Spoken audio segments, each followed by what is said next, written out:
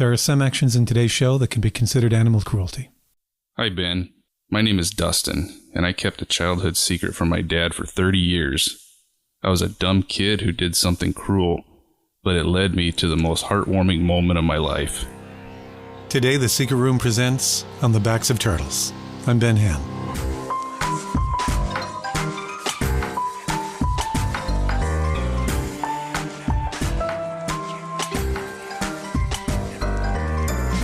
I look over at my brother, and he's got this grin on his face, and You're like, keep quiet. yeah, and he goes, "Hey, look, it's one of those turtles." Oh, no.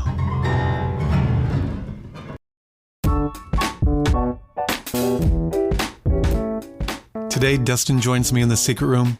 He's going to share a story about his larger-than-life dad, turtles, and Star Wars action figures. It's a journey that will evoke wildly disparate emotions, and we start right now. Hi, Dustin. Welcome to the secret room. Thanks, good to be here. You kept the secret from your dad for 30 years, right? I did. Well, we're going to find out why you kept it for so long, and then why you told it. But I thought we should start by just talking about where you grew up, because that has a lot to do with the story. It does. I grew up in a suburb of Corpus Christi, Texas called Flower Bluff. It's just right on the Corpus Christi Bay. And like if you head out to Padre Island, then you would have to drive through Flower Bluff to get to Padre Island. So we lived right on the water. Did your house actually open up to water in the back? Yeah, we lived on a chain of canals. Canals kind of run in between the streets, almost like streets. And pretty much everybody that lives on the canal usually has a dock in their backyard, has a boat. And it was kind of a great place to live because you had access to the bay, you had access to great fishing. And then you can just head right over to Padre Island and you go to restaurants. Or if you wanted to, you could go out to the open ocean. Sounds great. It was a really neat place to grow up. Yeah, it sounds like a lot of fun. Tell me about your dad. The man that you kept the secret from for 30 years. Yeah, he was a very unique guy. Everything about my dad was intimidating. He was about 6'2", 250 pounds. He was one of these guys that never touched a weight in his life. And if you closed your eyes and grabbed a hold of his shoulders, you'd think you grabbed a hold of a bull. Wow. Everything about him was intimidating, from his giant mustache to he had a very commanding, very intimidating voice. His voice was just incredibly deep. When he would get mad and he would yell at one of us, you could literally feel it in your chest. He had so much bass in his voice that you could feel it reverberate through you. There's no other way to describe him other than intimidating. Sounds like a man who didn't take much crap. He did not. He did not. And me and my brothers, pretty much our entire childhood, we were scared to death of him. Did he have a lighter side to him? Did he joke around very much? Ever? Not really. For the most part, he was very stern. I could probably count on one hand how many times I actually saw him laugh. He was one of these guys that he just commanded respect. You didn't dare talk back to him. So he did have a side that, like, I don't remember a single night going to bed without him telling us he loved us. There was a softer side to him. You just didn't see it very often. It was a household that you felt safe in. You felt loved. You felt protected. You had everything you needed as a kid. But yeah, you just knew to stay in your lane. Yeah, exactly. He was the type of person that he didn't like lying. He didn't like bullying. He didn't like cowardice. And he was really, really against doing anything half-assed. If he told you to do something, you better do it right the first time or else, you know. You mentioned in your secret that he had served in Vietnam. Yeah, he was a door gunner, 2 tours. He was actually a crew chief in a medical helicopter, and then also worked as a door gunner. He was fearless, and it was kind of weird because later on, I think it was when I was in high school, actually, I remember checking out a book in the school library about Vietnam, and I remember reading in there that Vietnam door gunners had a life expectancy of like 2 weeks. Oh my God. And I didn't realize until that point what kind of job my dad had back then. It kind of made me respect what he did even more. I can totally see that. I mean, what a job. And he came out of it. Yeah. Alive. It was kind of weird because he didn't talk about it too much. I don't remember him ever really talking about any specific incident. But the one thing he said is being in the helicopter was actually better than being in the barracks. He said it was the only place that you didn't sweat your ass off in. And I remember thinking he'd rather be flying in a helicopter doing something dangerous than sitting in a bunk sleeping. I just remember thinking that I can't comprehend that type of thinking. Right. But he had told his brother that when he was over there, he said the first couple months he was over there, he was scared to death. But then you kind of come to the realization that you're not going to go home and you're going to die out there. And then you can kind of put the fear behind you if you kind of accept death. And that's how he made it. It was really a different time back then because I couldn't see people having that mentality now. What did he do when he came back? He went to law enforcement school, and then he became a Texas game warden. I think he was maybe there working at that job for a couple years when he was actually promoted to a supervisor position. That was at the Department of Wildlife? Yes, yep. You like that job? He loved it. He loved it. What did he like about it? I think he just loved being out on the water. He spent most of his time out on the water. You know, his dad was a shrimper his whole life. So my dad deckhand for his dad pretty much his entire childhood.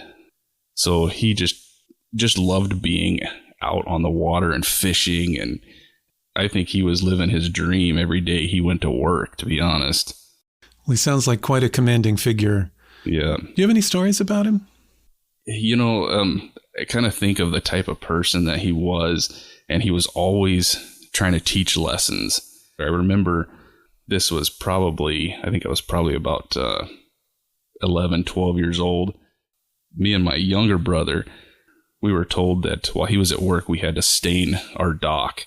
So we went out there and we started staining, and we're just working at it for a couple hours. And we got half of the dock stained, and a couple of my friends come riding up on their bikes, and they wanted me to go somewhere with them. So I told my brother, I said, let's finish this quick, and then I'm going to take off. So we finished the rest of it as fast as we could and pretty much as sloppy as we could. And then I put the stain away and jumped on my bike, and I hit the road. Later that evening, my dad came home, and I see him walking out to the dock, and I see him standing out there, and he looks down at it, and I see him shake his head. And I go, oh no. Uh-oh. So he comes back in, and he goes, come here. So we go back out to the dock, me and my brother, and he said, this side, he said, you did a great job. He said, but I can tell right here, here's the line right here, where I'm assuming some of your buddies came by and you rushed through the rest of it, didn't you? Wow. And I just kind of said, yes, sir. And he goes, okay, this is what we're going to do. He said, tomorrow, he said, you're going to restain this entire deck. And he said, it is going to look exactly like the first half. And he said, you're going to start at 8 o'clock in the morning, and you're not going to finish until I get home. So he said, you're going to go through with a toothbrush and apply some stain. And he meant it. And then he goes, but for the meantime, he said, come here. So we went back into the house. He grabbed a bag of peas out of the freezer.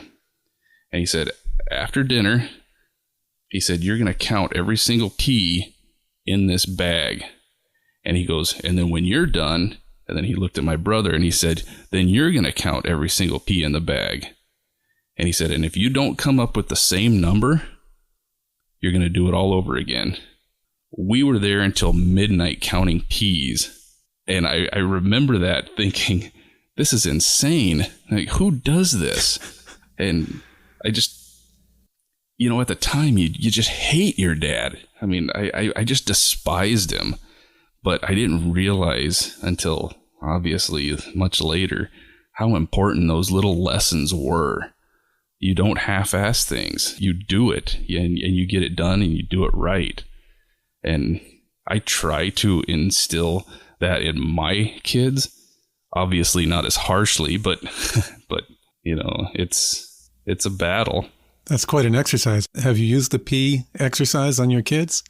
I have not. Okay, I good. have not. Like you said, that one was pretty harsh. Yeah. And that was what he was all about. You just don't half-ass anything. If you're going to do it all the way, do it right, so you don't have to redo it. Do you remember how many peas there were in the bag? I think it was in the 800s. And I remember by the time we were done, they were getting completely mushy. So it was just a mess. Amazing. I can remember back when he was a supervisor, and this is kind of a story on what kind of a supervisor, what kind of a boss he was. He kept inviting this guy that worked with him. He kept inviting him over for dinner. It was him, his wife, and then they had a daughter. And I actually knew the daughter from school. I think she was a year younger than me. He kept on inviting them to dinner. I'd say it was like a couple times a month. And it was really weird because we would sit down to eat, and my dad wasn't big into conversation. He didn't talk that much. Like if we sat down to eat at the table, he may say a few things, but that was it. But it seemed like he was like trying to be less talkative when these people were here, and I couldn't figure out why he kept inviting these. And this guy was another game warden, and he was kind of a nerdy type of guy. After probably they had come to our house probably 6 or 7 times, the daughter, she kept on coming into my room. She goes, "You want to hear a secret?" I go, "Sure." She goes, "You got to promise not to tell your dad." Oh boy. I go, okay. It looks like you're going to get 2 secrets for one today. The first is coming right up, and how it all ties into turtles ahead. Stay with me.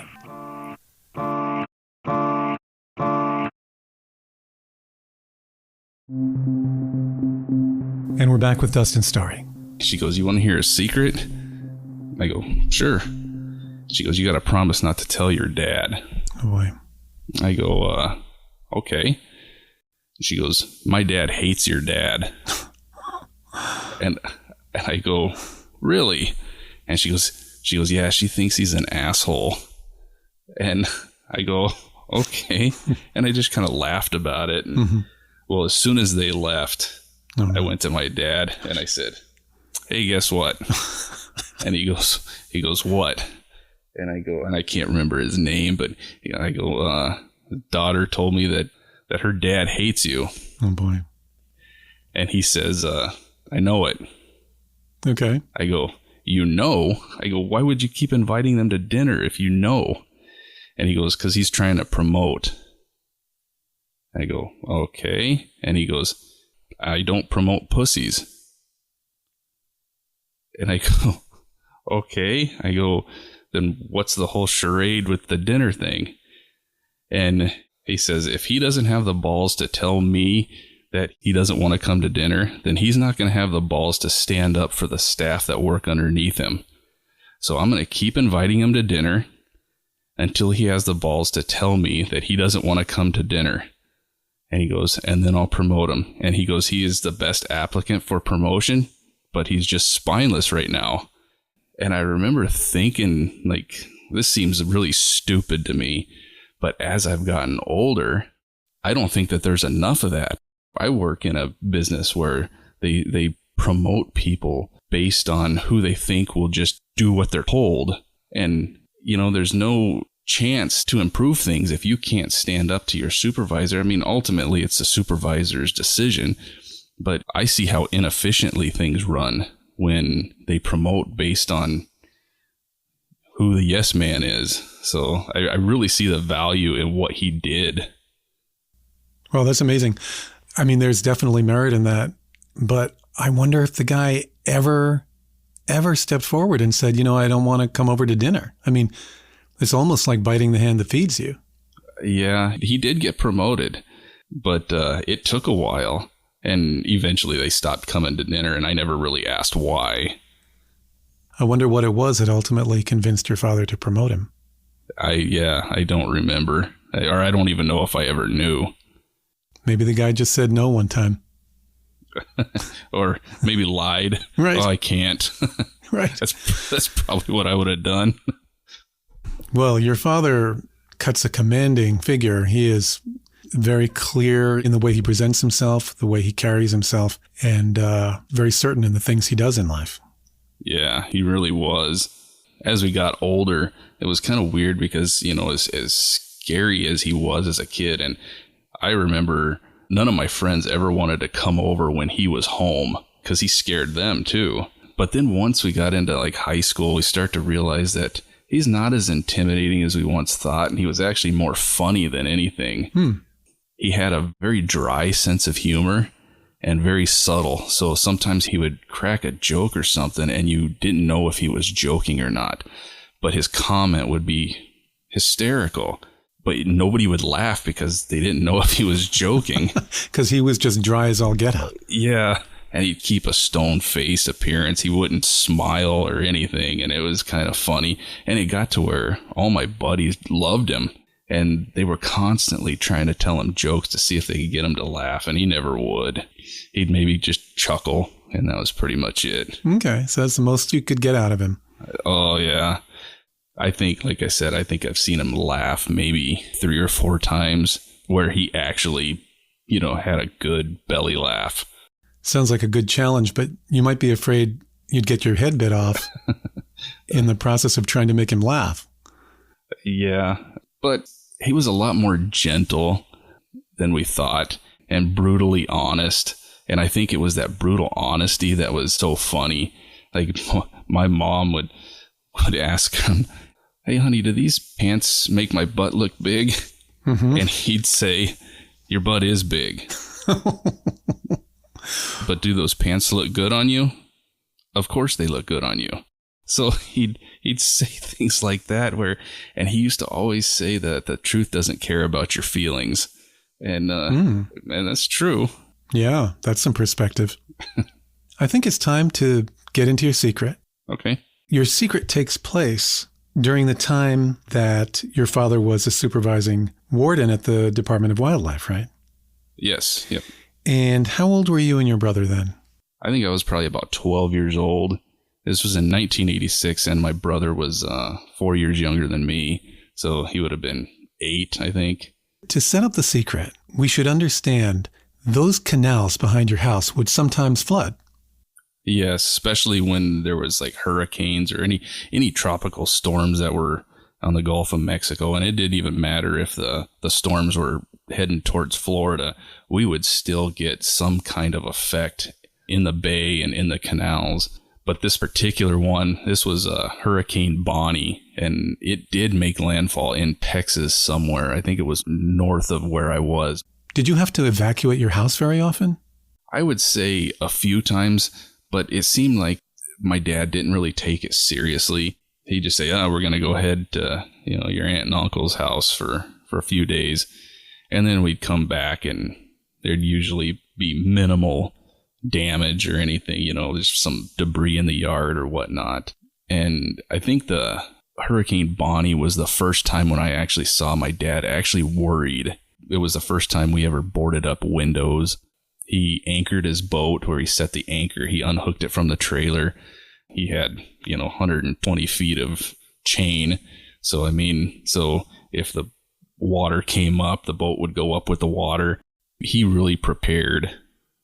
I think we were gone for like 3 or 4 days. Then we came back and saw the mess that was in our yard, and that's kind of where the story starts. Did the water get into your house? It didn't. There was only one other time where water actually came in, and it was just basically, it just brought in a little bit of water, and we didn't have carpet on our floors, so just because of that reason, basically you just mop everything up and on to the next storm. Hurricane Bonnie, 1986. The water surges. Yeah. Gets up pretty high, creates a mess. It made a huge mess. We came home and my dad had to go right back to work. So he left me and my brothers in charge of cleaning up the yard. And most of it was just like tree branches, garbage, all kinds of just crap laying around your yard. And it was mud. So we were, basically just trying to get rid of the mud, trying to get rid of all the debris. And we went out to the dock, and the water had receded down past lower than the dock, so we could stand on the dock. And one thing about these canals is when these storms come through, it just fills with all kinds of sea life. A lot of creatures. Lots of them. And anywhere from jellyfish to, I don't know if you've ever heard of Portuguese man-o-wars. They kind of look like jellyfish. Okay. They're just really nasty looking, and they float on the water. They'll sting the crap out of you if you touch them. Fish, all kinds of fish. It'd be a great place to fish, but it's actually illegal to fish there if during or after one of these storms. Would it be your father's purview to enforce that? Absolutely. Yeah. I can remember after these storms, there would be sometimes we'd see sharks swimming up the canal. They weren't very big, but there'd be 2-3 foot sharks. You'd see all kinds of fish swimming around, and it's just infested with it. I mean, you could just grab a net and scoop what you wanted up. Was there a lot of life left on the land as the waters receded? During this storm, this was the first time we had ever seen a bunch of turtles. And it was really weird because I had never seen so many turtles in my life. We went down to the dock, and there were thousands of them. They were just swimming everywhere. Do you know what kind they were? I don't even know if I ever knew. I just know that they were small, probably about the size of like a teacup saucer. Like a little box turtle? Yeah, they weren't the sea turtles. These things walked on land pretty easily. They more had feet, not flippers. So there were thousands of them. Yeah, they were just everywhere. It was like an infestation. Well, that must have been fun for you guys. Turtles are fun. Oh, of course. We went and grabbed my dad's fishing net, and we just started scooping them out of the canal. And in probably a couple minutes, we had an entire 5-gallon bucket full of turtles. Wow. And so what was your end game? What were you planning to do with all of these turtles? We didn't really have any plan. It was just kind of, we were just catching them. And my brother had gone into the shed, and he grabbed my little sister. It was probably 3 or 4 at the time, and she had one of those little blue swimming pools. We had started filling up that pool with these turtles, and I bet you we probably had 300 or 400 turtles in this pool. I remember my older brother, he had come into the backyard, and he sees this pool of turtles, and all he said is, better hope Dad doesn't see that. Yeah, no kidding. You're probably breaking some law. Sure, yeah. So we kind of didn't really have a plan, and then it hit me. I said, I got an idea. Do you get the feeling that Dustin's idea could land the two brothers in hot water? Maybe, maybe not. But how they navigate what happens next, and the heartwarming place it lands them, no one could have foretold.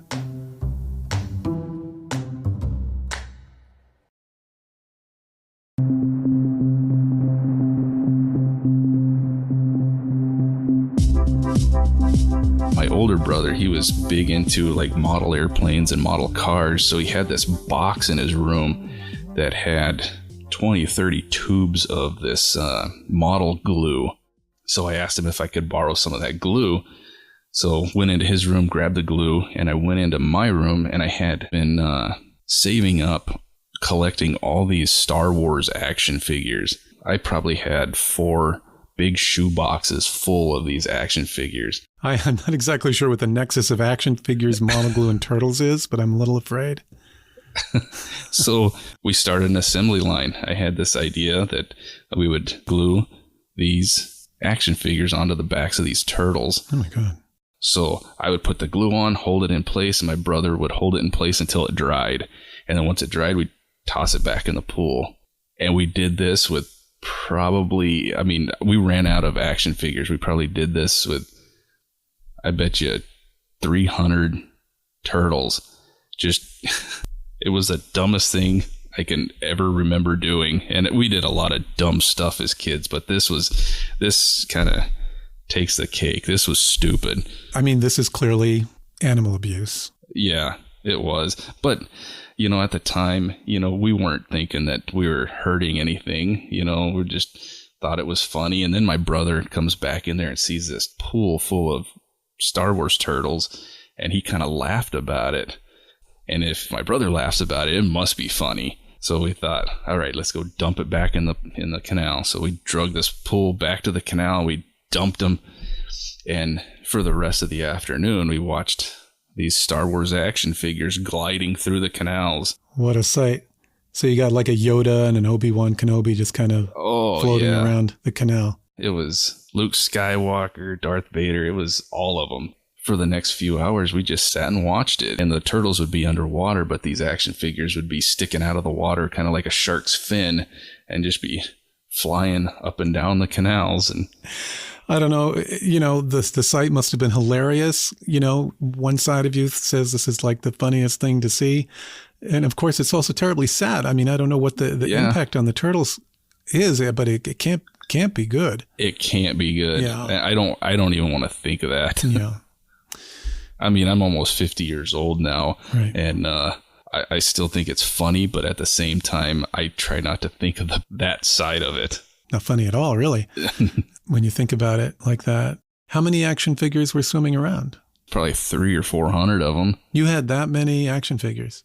I had a ton of them. They must have been small, like maybe a few inches? Yeah, they were probably 2-3 inches tall. Yeah, and I had been saving them since I was probably like 5 or 6 years old. Okay. So. Wow, well, you certainly found an opportunity to do something with them. Well, and then I was kind of bummed because now I don't have them anymore. Right. And I'm never going to get them back. Yeah. I'm trying to picture this. Yeah. Right. And as we sat there, we started seeing less and less of them over the course of like the couple hours. And then, the end of the day came and it started getting dark. So we went inside. And then the next day we had to continue cleaning up the yard. So we went back outside and we'd still see them swimming around. And over the course of the next week, we still were seeing them swimming around the canals. And then something bad happened. My dad, he would always take the newspaper into the bathroom with him. And he comes out of the bathroom with the newspaper. And I was in the kitchen and I hear him say, "Look what these idiots did." And then I hear my mom say, "Looks like something our boys would do." So that got my curiosity. I kind of peeked around the corner and I see them looking at the newspaper. Well, I went behind my mom and I looked at what she was looking at, and right on the front page of this, and we had it was just a little community newspaper that comes out like a couple times a month maybe, but right on the front page, there was a picture of a log floating in the water. Uh-huh. And there were 6 turtles sitting on this log. And every one of them had Star Wars action figures on their backs. Oh, my gosh. And they found community. Yeah. And I just looked at it and went, uh-oh. Right. And and I just kind of just kept it quiet. I didn't say anything. And I didn't even tell my brother and hoped it would just go away. You must have been terrified. At that time, not yet. Not yet. It gets worse. What was your father's reaction? Did he say anything to you about it? Yeah, we were out fishing. This was probably maybe a few weeks later. There was multiple news articles in the newspaper about these turtles. So I think over the course of like a few weeks, I think that like 2 or 3 more articles came out. Then there was a picture in the Corpus Christi newspaper, which was a bigger newspaper. Uh-oh. It said Department of Fish and Games is investigating the abuse. And I just remember seeing that going, oh my God. And is that your dad? I knew right away that my dad would be involved. Oh my God. I just remember thinking that he's going to figure this out. Yeah. Nothing gets by this guy. No. And over the course of the next few weeks, I was just scared to death. I just knew that he was going to find out and we were going to get whooped, and who knows what was going to happen. I think he might have even got rid of us. Oh my gosh. So was there any discussion at the home about it? Like, did you and your parents talk about this prank that somebody had perpetrated on your local turtle population? Not really. At one point, my dad did say, he said, "You guys have something to do with this?" And like, no. Okay. Just totally lying about it. But we kept it pretty hush hush.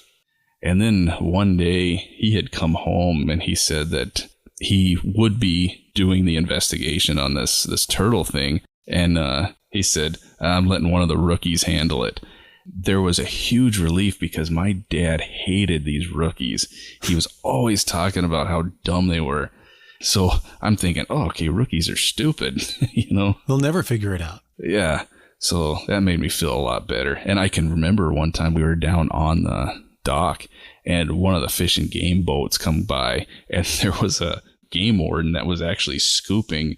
I don't think he got any turtles, but he was scooping stuff out of the water. And we just kind of waved, and he knew that we lived there because he waved and he knew our names. So, and we just kind of waved back, and that was it. But inside I'm going, oh crap. Oh, I hope he doesn't find one. But the weird thing is we had gone to other canals blocks and blocks away, and then all of a sudden one would pop up. So these things were swimming everywhere. Oh yeah, I'm sure they got around. So yeah, they had some distance. Even at that time, we still didn't think that what we did was mean. We just still thought it was funny.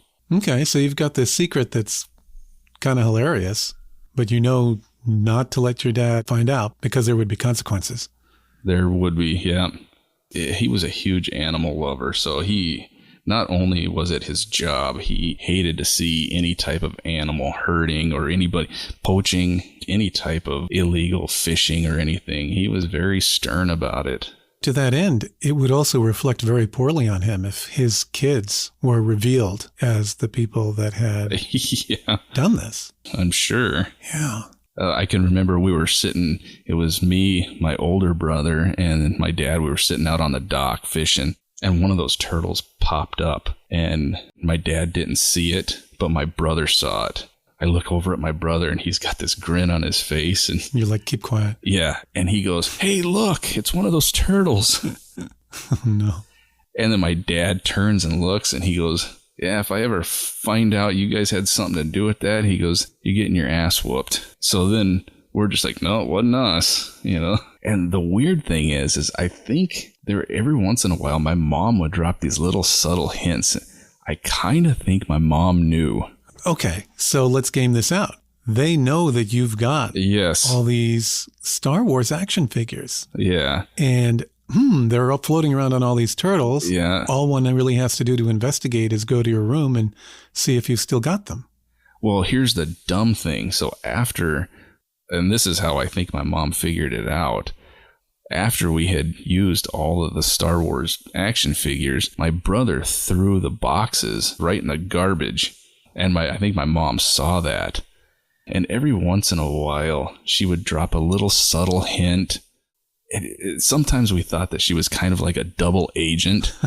She would help us out, because she knew how mad my dad would get. So she'd kind of cover for us sometimes, but then we'd piss her off. And then, then she'd kind of rat us out. But then other times she'd help us out, and other times she'd rat us out. So she was playing both sides. Wow, so much family politics. Yeah. Yeah. That was probably a good life lesson, too. Learn how to negotiate. Yeah. And don't piss off your mom. Yeah. So what kind of hints did she drop? Every once in a while, I remember we'd get these things in the mail, like department store catalog or something. And she would open it up to like the toy section. And then she would circle like the Star Wars stuff. And she'd go, you guys need any more Star Wars stuff? Oh, but she totally knew. Yeah, I think she did. But she never said a word about it. Yeah, well, she let you know, didn't she? In her own subtle way. Yeah. Yeah, she was pretty sneaky. And so clearly she never told your dad. No, she never told him. Well, it's sounding like he never found out. He was the type that if he even had a hunch that it was us, he would have said something. Right. We must have been good liars. Yeah. Maybe he didn't want to know either. Yeah, well, that could be too. But there's an epilogue to this story, right? Yeah. There's in 2018, my dad passed away. I'm sorry. He, I look back and I think of my dad as almost like a superhero. I look back on the way he was and the way he conducted himself and the way he stood up for people. I don't know. People like that just aren't around anymore. And he was just a great guy, and he started developing heart problems, and he went in for heart surgery, and he never left the hospital. Sorry. Yeah. And so at the end, did you have a chance to talk to him? Yeah. It was kind of weird because when he went in for heart surgery, I didn't think, I would have never thought in a million years. I mean, this guy was just so incredibly tough, that I knew he was having heart surgery. We went to the hospital the day before, and we were joking around. It was one of those things where he did not seem like that he was coming to an end. I thought this was just going to be another thing he'll beat. Yeah. Was he smiling? Yeah, and he wasn't in a bad mood. He didn't seem worried. Even my mom didn't even seem worried. He had the surgery, and he survived the surgery, but he just started deteriorating after the surgery. And even when my mom called me and said that he wasn't doing good, like me and my younger brother, we didn't really take it seriously. So, I have some regrets. I didn't go visit him until the day before he passed. And so he spent 3 months in the hospital with not many visitors, and I still feel horrible over that. Yeah. Did the family all come around the day before he passed? Yeah. The doctor had told my mom that he had to have a procedure done, and basically it was, he had a triple bypass, and there's these tubes, I guess, that have to be changed. And they said that he likely would not survive the procedure, and it was going to be done the next day. So we went to the hospital to see him. I remember walking into the hospital room, and I was the first one to get there, and it was my daughter and I think my daughter was probably about 7 at the time. We walked into the hospital room, and it was the first time I ever saw my dad cry. I walked through the door, and he just reached for me, and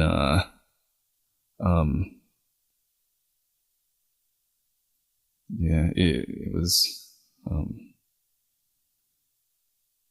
that was tough. And he had deteriorated so much. He had turned into this frail little guy, and he was unrecognizable in just that amount of time. Even like his hands, he used to have catcher's mitts for hands. Like, we used to joke that we'd call them sausage fingers. And he just had these massive, powerful hands, and his hands were so skinny. And when I was 16 and I got my first job, the first thing I did is I bought my dad a present, and the present was it was a ring, and it was a lion head, and then on the side it said Dad, and it had 2 diamonds in it, and I had to get the ring big because he had these massive fingers. And to put it into perspective, my wedding ring actually fits through his ring all the way through without touching it. That's how big his hands were. And he was still wearing that ring, but he had fabric tied around the bottom of the ring just to keep it on. And seeing him like that was devastating. I knew as soon as I saw him that he was dying. Yeah. And it was really nice because I got to spend a couple hours before anybody else got there. And so I got to spend a couple hours with him, and we prayed and just hung out and just chatted. And it was really weird because he was on oxygen, but he could still talk, and it was real like labored talking. So it was a little hard to understand him, but I laid next to him on his bed, and we just laid there for a couple hours and talking, and I would say that was the worst moment of my life. Oh, I'm so sorry. And so then your mom and your brother must have come along. Yeah, and then my older brother showed up, and it was kind of weird because after everybody showed up, it kind of turned into like a little party, you know, like everybody seemed like they were in a good mood, and I didn't really understand why more people weren't sad. My mom, she'd have her moments, but for the most part, everybody seemed pretty upbeat, and I wanted to say, don't you realize that this is the last time we're going to see him? But then again, I didn't want to turn the mood sour either. Must have been very somber though, nonetheless.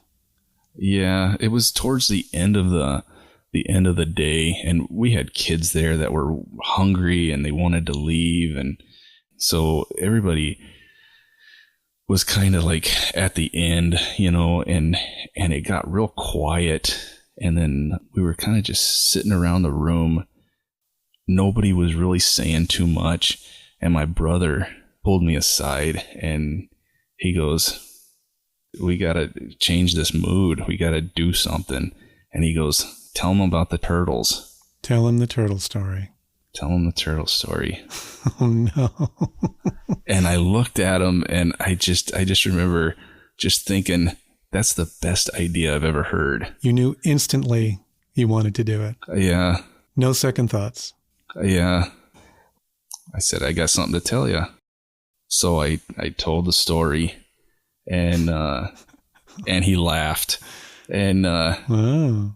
and he just it was one of the funniest things.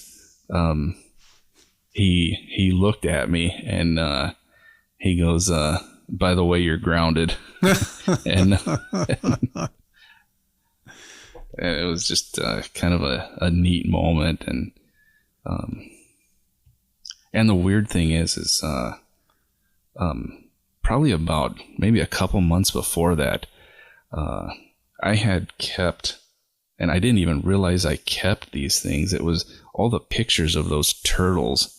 I had ripped out all the newspaper clippings, and I had saved them.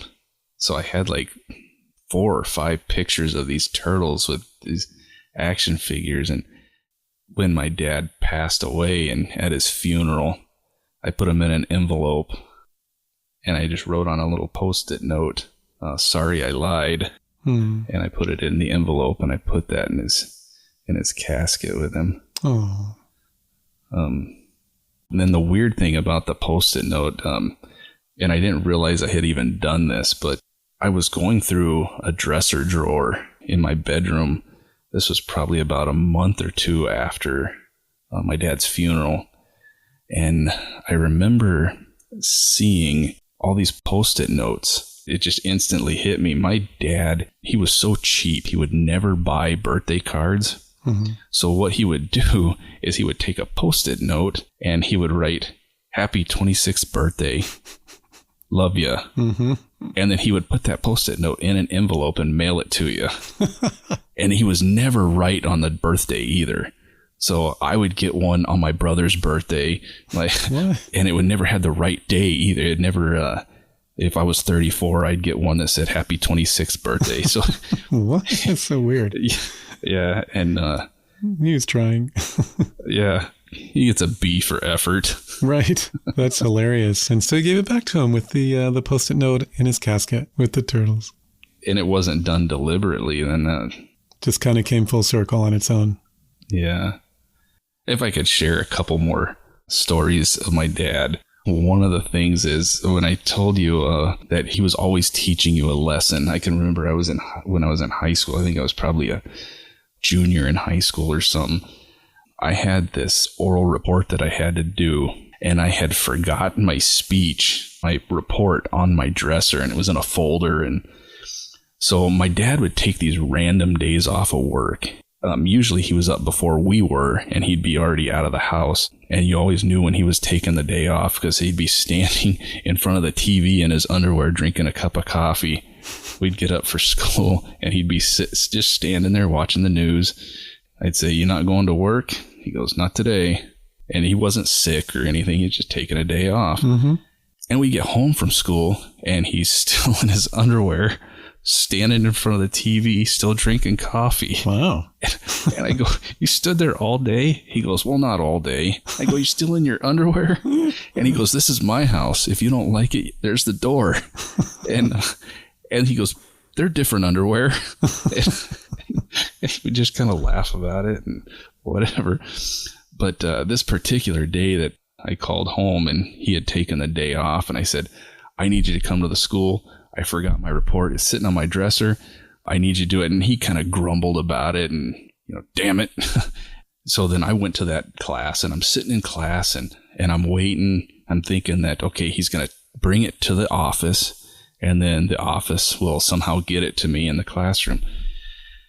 And I just happened to be sitting in the furthest seat from the door of the classroom. So the door of the classroom is on the corner. So I'm sitting in the opposite corner, the desk furthest away. A couple of my buddies are sitting there like along that back row. And there was a little square window in the door. And my buddy sitting next to me points to the door, and I see my dad's face looking into the classroom. I'm like, okay. So then he opens the door, and he walks in. He said, "I'm looking for my son, Dustin." The teacher points to me, and he comes walking in, and he was wearing like a shirt that was like 3 sizes too small. He was wearing these cut-off jeans that were cut way too short. Mm-hmm. And the white pockets were sticking out the bottom of the shorts. And you could tell he just did it too, because usually a pair of blue jeans frays once you wash them. Mm-hmm. These weren't frayed at all. Okay. And he's wearing fishing boots. What a sight. Yeah. And he's a big guy. And he comes walking in, and he keeps saying my name. "I got your report, Dustin. I got your report." And he lays it on the desk, and then he kind of leans in, and he goes, "Bet you'll never forget again, will ya?" Oh my God. And then he turned around and he walked out. And my buddies are just laughing. Oh my God. It was the most humiliating thing I've ever experienced. What a calculating guy. Oh, he was just methodical. Just methodical. Jeez, you learned that lesson. Yes, I did. Bet you never forgot anything again. Never. What a story. And you had another one? This one was kind of like a story of how he hated disrespect. And it was really weird because how politically incorrect he was sometimes. But he did not like when people were like overtly rude to people. And he would call them out. Like if we were in public and somebody was being rude to a waitress or whatever, he would call them out. And there was one particular time we were at like a department store in the customer service, and we were returning something. For some reason, I want to say it was a baseball glove or something. We were at this checkout line, and there was this guy that was in front of us. He was returning a fan, like one of those box fans, and it was filthy. It looked like it was about 10 years old, and he's trying to return it. The clerk asked him if he has a receipt, and no, I don't have a receipt. And he was just being a jerk. He just was berating this, and it was a middle-aged woman, and he was just rude. He was loud. He was obnoxious. He was swearing. And I look over at my dad, and when my dad would get mad, he would start clenching his jaw. And when you'd see his jaw start pulsating, you knew he was getting mad. Mm-hmm. I would look at the situation, then I'd look over at my dad, and his jaw is starting to pulsate. He's getting mad. And this jerk in front of us demands for for the manager. So this little manager comes up. It's an even younger woman. She's little. Then he starts berating her. It was just so ridiculous how this guy was treating these people. And my dad, he just snapped, and he walked in front of this guy, and he grabbed this guy's fan, and he picks it up, and he walks to the door of the store. The door opens up, and he just flings this fan out into the parking lot. And then he walks back, and he says, "It's time for you to leave. And if you don't, I'll do the same thing with you." Whoa, really touched a nerve. And the guy just froze and then just walked out. He got to the door, he turned around, and he flipped my dad off, and then he scurried out the door. When it's over, my dad would just look at me and just kind of smirk. And he's like, "That's how it's done, Dustin." Yeah. And he was fearless. I mean, nowadays, it's probably good he's not around anymore, because nowadays he'd get shot. Yeah, you can't get away with that stuff as easily anymore. No. Well, it's clear that you love your dad a lot. Yeah, he was a great guy. Yeah. Going back to the hospital room on the day before he passed, and you confessed the turtle story to him, and he laughed. That must have been a great sense of closure for you.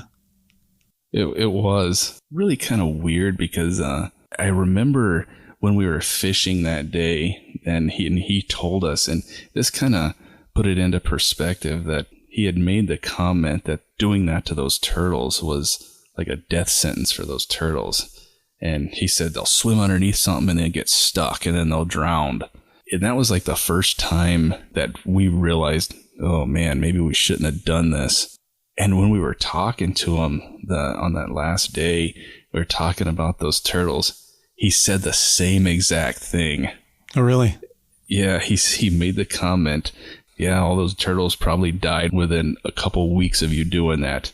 And we felt like crap again. Yeah. So what was your mom's reaction? She didn't really say too much. I think she just kind of just sat there and smiled.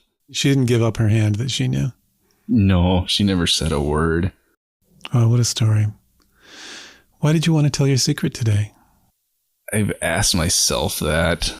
My dad was just such a great guy, and I just want every one of your listeners know that there's people like that. People like my dad that are still out there, and they're just great guys, great people, and you'd have no idea that you just met one of the best people in the world just by walking by them. And I guess as far as telling the secret, I just thought it was kind of a funny story. I've told a couple people about it, but I didn't go into detail. I didn't tell them about the end. I just pretty much told the turtle story, and then I kind of just leave it at that. It was somebody at work I actually told this turtle story to, and it was a guy at work that actually told me, "Hey, there's this podcast." Oh. He goes, "You should tell it on that." And so I thought, and he didn't even know the end of it, so it'll be interesting to tell him, the guy that actually told me about the podcast, "Hey, we did this interview." Or maybe just wait for him to hear it. Yeah, I could do that. Either way, he was right. Yeah. And, and I remember writing it when I was writing it to you, and I had listened to quite a few of your podcasts, and I just thought, this isn't even remotely close. Some of these other secrets are just so life-changing, and this was not one of those secrets. Well, it's quite a story, and it just comes full circle with your dad, and it's just so heartwarming at the end. It gave you some really nice closure with your dad, who is a towering figure in your life. Yeah. It's weird, I'll see people on TV, or I'll hear a song that he would listen to, and he was a huge Cher fan. Okay. And I think I was the only one that knew that. And anytime him and I were in the vehicle together and a Cher song come on, he'd say, "Shut up." And then he'd turn the radio up and he would listen to this, and he would sing along with it. And he sang like shit, like absolute crap. And picture this big beast of a guy singing to a Cher song. So funny. But then other times, like there'd be other people in the car and a Cher song would come on and he'd go, "Oh, turn this crap over." And interesting. So for one of his birthdays, and I don't remember which birthday it was, this was back when they used to have music stores. I went in and I just cleaned him out of Cher CDs and I put him in a box and I gave him to him for his birthday. And he opened it up in front of everybody and he's like, "What is this?" You know? And he kind of rifled through them, and then he looks at me and he kind of just glares at me for a second. And you revealed his secret. Yeah.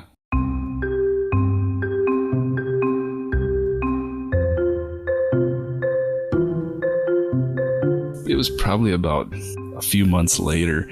I was in his truck and I opened the console and all those Cher CDs were in his console. Yeah, I bet they were. That's great. He loved it. Yeah. And, he let his guard down around you a little bit. So that's a compliment to you. Yeah. Well, Dustin, thank you for sharing this personal story with us. I really enjoyed it. So did I. Thank you. You're welcome.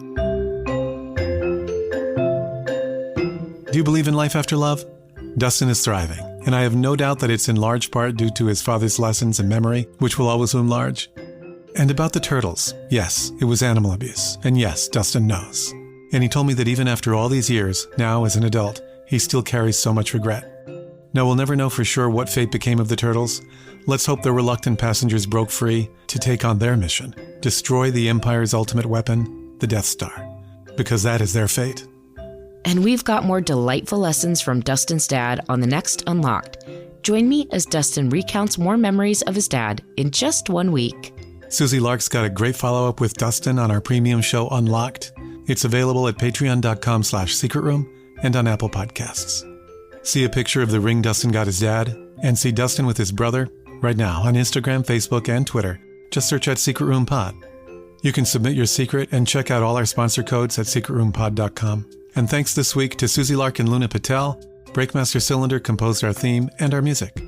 Next time on The Secret Room, Amanda thinks a fatal accident on the farm wasn't as much of an accident as her fiancé says it was.